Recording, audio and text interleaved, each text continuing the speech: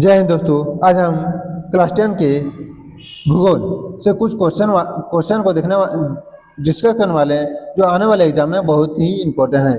चलिए इसका चैप्टर है कृषि, यानी कि भूगोल का कृषि चैप्टर से एक क्वेश्चन है। चलिए पहला क्वेश्चन देखते हैं।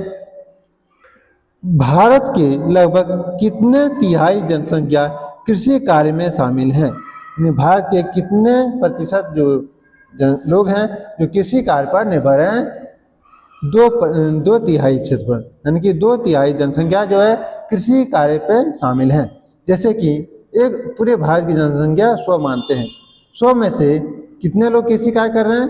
लगभग 67 लोग कृषि कार्य कर रहे हैं 100 में से। इसी को बोला गया यानी कि 2/3, यानी कि 3 का 2 भाग कृषि कार्य पर निर्भर हैं और 1 भाग अन्य क्षेत्रों में कार्य करते हैं। चलिए ऑप्शन नंबर बी। अगला क्वेश्चन देखते हैं। किन कार्यों के अंतर्गत कृषि उत्पादन से संबंधित सहयोगी क्रियाओं को शामिल किया जाता है? यानी कौन सा कार्य है जो कृषि से संबंधित क्रियाओं में शामिल किया गया? गौण क्रिया, ऑप्शन नंबर सी। अगला क्वेश्चन देखते हैं। भारत का प्राचीन व्यवसाय क्या था? यानी भारत का प्राचीन व्यवसाय क्या था? कृषि, यानी कृषि भारत की प्राचीन व्यवसाय थी। अगला क्वेश्चन देखते हैं। वर्ष 1951 से 1952 में भारत के सकल घरेलू उत्पाद में कृषि का योगदान कितना प्रतिशत था? यानी कि 1951 से 52 ईस्वी के दौरान भारत के जीडीपी के क्षेत्र में कृषि का योगदान कितना प्रतिशत था? 52%, लगभग 52% कृषि के क्षेत्र में योगदान था। Option number D. अगला क्वेश्चन देखते हैं। देश के लगभग कितने प्रतिशत क्षेत्रफल पर कृषि कार्य होते हैं? भारत की कुल क्षेत्रफल है 32.8 लाख वर्ग किलोमीटर। इनमें से कितने प्रतिशत कृषि कार्य किए जाते हैं? लगभग 50% क्षेत्रफल पर, लगभग 50% क्षेत्रफल पर कृषि कार्य किए जाते हैं। Option number C. अगला क्वेश्चन देखते हैं। आधुनिक कृषि विधियों का उपयोग किस राज्य के लोगों के द्वारा बड़ी मात्रा में की जाती है? यानी कि कौन सा राज्य है जहाँ आधुनिक कृषि विधि का उपयोग अधिक से अधिक मात्रा में की जाती है? पंजाब, हरियाणा, उत्तर प्रदेश, यानी कि इनमें सभी पंजाब, हरियाणा, उत्तर प्रदेश में आधुनिक कृषि विधियों का उपयोग अधिक से अधिक मात्रा में की जाती है। Option number D. अगला क्वेश्चन देखते हैं। कृषि को कहाँ के लोग आज भी कृषि को जीविका कमाने का साधन मानते हैं? यानी कृषि क्षेत्र को किस देश के लोग ने अभी भी अपनी जीविका का आधार मान लिया है?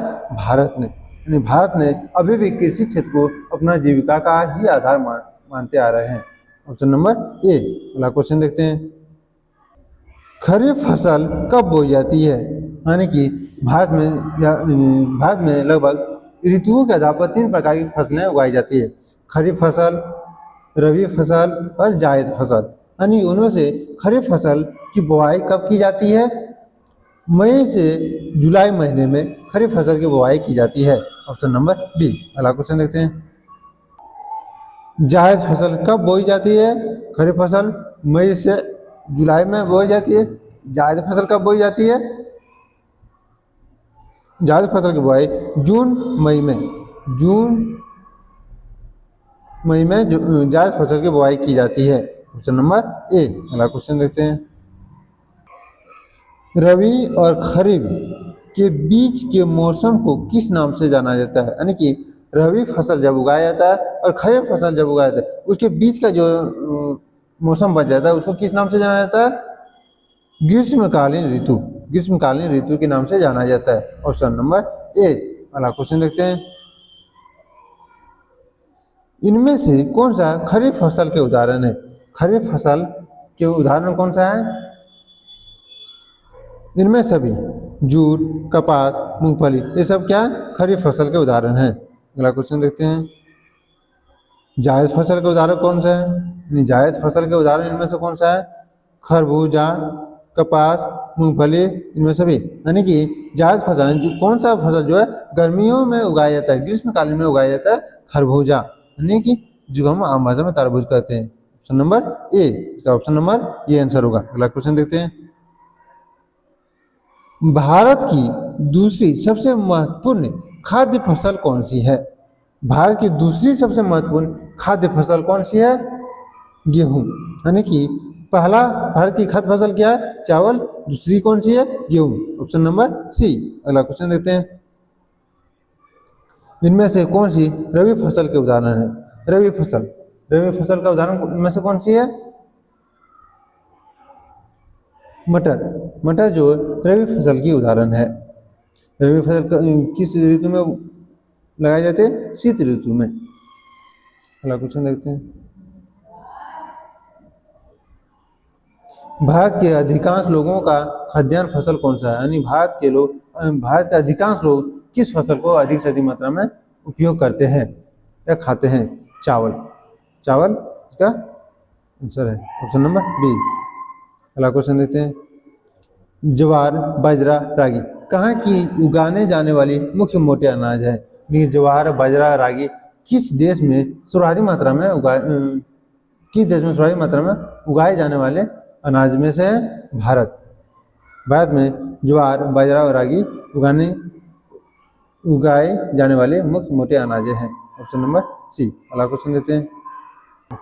गेहूं किस ऋतु में उगाई जाती है? यानी कि गेहूं का फसल है किस ऋतु में उगाया जाता है? शीत ऋतु में, यानी ठंडी महीना में। Option number C. अगला क्वेश्चन देते हैं।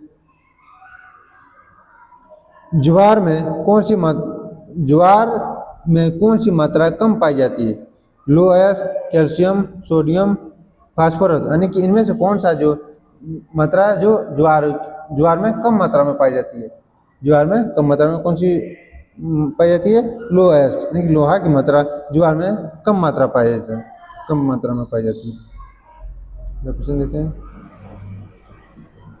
देश की तीसरी सबसे महत्वपूर्ण फसल कौन सी है? यानी हमारे देश में, भारत में तीसरा सबसे अधिक उत्पादन की जाने वाली फसल कौन सा है? मक्का, मोटा अनाज। Option number B. अगला क्वेश्चन देखते हैं। भारत में रागी उत्पादक का सबसे बड़ा राज्य कौन सा है? यानी भारत के कौन सा राज्य में रागी का उत्पादन सबसे अधिक होता है? ऑप्शन नंबर ए, कर्नाटक। अगला क्वेश्चन देखते हैं। विश्व में दाल का सबसे बड़ा उपभोक्ता एवं उत्पादक देश कौन सा है? यानी पूरे विश्व में दाल उत्पादन में सबसे आगे शीर्ष पर कौन सा देश है और उसको उपभोग भी करने वाले कौन सा देश है? Option number C, Bharat. निम्न में से किसका उपयोग खाद्यान्न और चारा दोनों के रूप में किया जाता है? मक्का का। Option number C. अगला क्वेश्चन देखते हैं। गन्ने का मुख्य उत्पादक राज्य कौन सा है? यानी कौन सा राज्य में गन्ना का उत्पादन सर्वाधिक मात्रा में किया जाता है? झारखंड में गन्ना उत्पादन का मुख्य राज्य है। निम्न में से कौन सा रोपण कृषि है? रोपण कृषि कौन सा है? चाय जो है रोपण कृषि है, पेय पदार्थ है। अगला क्वेश्चन देखते हैं। भारत के किस राज्य में अरेबियन किस्म की कॉफी उत्पादित की जाती है? भारत के किस राज्य में अरेबियन किस्म की कॉफी उत्पादित की जाती है? कर्नाटक में। चलिए अगला क्वेश्चन देखते हैं। भारत में बोए गए भूभाग पर लगभग कितने प्रतिशत तिलहन की फसलें उगाई जाती है? यानी कि भारत के जितने भी कृषि कार्य किए जाते हैं उनमें से कितने प्रतिशत पर तिलहन तेल का खेती के बारे किया जाता है? ऑप्शन नंबर सी, यानी लगभग 12% पर तिलहन की फसलें उगाई जाती है। अगला क्वेश्चन देखते हैं। इंडियन सोसाइटी ऑफ एग्रोनॉमी की स्थापना किस वर्ष किया गया था? इंडियन सोसाइटी ऑफ एग्रोनॉमी की स्थापना किस वर्ष किया गया था? 1958 ईस्वी को। Option number B. अगला क्वेश्चन देखते हैं।